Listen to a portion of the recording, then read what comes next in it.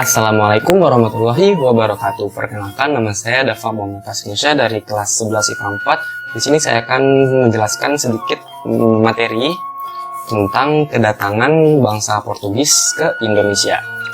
Awal mulanya, orang Portugis ini pertama kali yang masuk ke wilayah Indonesia itu adalah Alfonso de Albuquerque beserta rombongannya.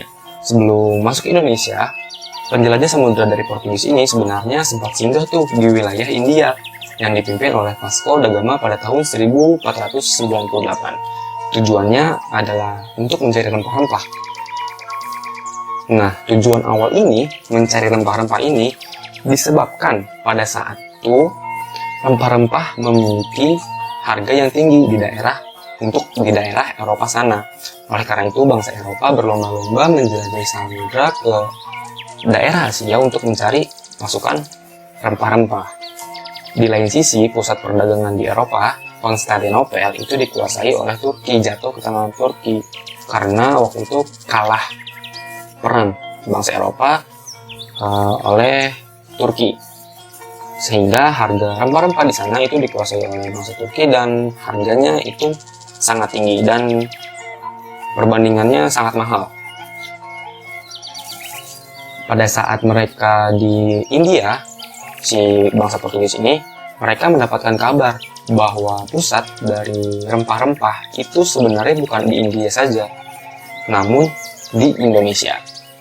Nah, Alfonso de Albuquerque ini datang ke Indonesia pada tahun 1511, masuk dari wilayah Malaka. Selanjutnya, Portugis melakukan penaklukan Malaka. Sejak itu, Portugis menguasai Selat Malaka dan menguasai perdagangan rempah-rempah di Asia ke Eropa. Otomatis tuh, pada saat si Portugis menguasai Malaka, dia juga akan menguasai Selat Malakanya tersebut, di mana Selat Malakanya itu adalah jalur perdagangan antara Asia dan Eropa. Begitu. Singkat cerita, Alfonso ini telah menguasai Selat Malaka dan Malakanya tersebut. Lalu dia mengundang bangsa-bangsa Eropa lainnya untuk datang ke Indonesia dan berdagang ke Indonesia juga. Nah, lalu Portugis ini melebarkan wilayah kekuasaannya salah satunya dengan cara bekerja sama dengan Kerajaan Pajajaran yang berada di Jawa Barat. Hal ini membuat kecemasan bagi Kerajaan Demak, karena Kerajaan Demak ini ingin menguasai Kerajaan Pajajaran dan ingin mengislamkan seluruh kerajaan di Jawa Barat pada saat waktu itu. Oleh karena itu, kedatangan Portugis menghalangi upaya Kerajaan Demak, sedangkan di sisi lain, Kerajaan Pajajaran itu membutuhkan bantuan untuk melawan Kerajaan Demak. Jadi di satu sisi Portugis dibutuhkan oleh Kerajaan Pajajaran dan di sisi lain menjadi penghalang untuk Kerajaan Demak. Singkat cerita, Kerajaan Demak berhasil mengalahkan Kerajaan Pajajaran.